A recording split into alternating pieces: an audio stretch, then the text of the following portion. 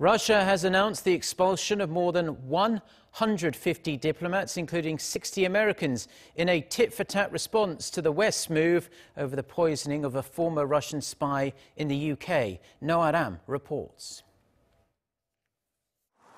Russian Foreign Minister Sergei Lavrov said Thursday that Russia is expelling 60 U.S. diplomats and officials in retaliation for identical U.S. measures announced earlier this week.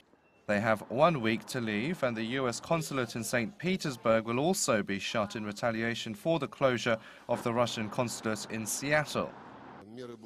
U.S. Ambassador Mr. Huntsman has been invited to our ministry, where my deputy Mr. Ryalkov briefs him on our response to the U.S. These measures include the expulsion of the same number of diplomats, and this includes our decision to withdraw the license for the U.S. consulate in St. Petersburg.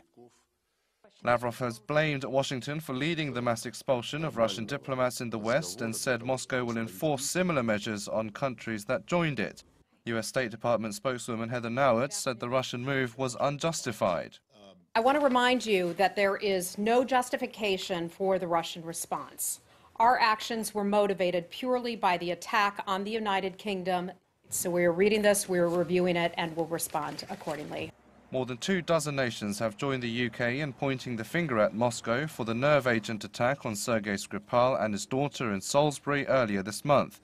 The Kremlin has repeatedly denied involvement, and Lavrov again described the actions against his country as provocative. He added Russia is also seeking a meeting with the leaders of the Organization for the Prohibition of Chemical Weapons to discuss the case. Meanwhile, doctors treating Sergei Skripal's daughter, Yulia, say she is recovering quickly.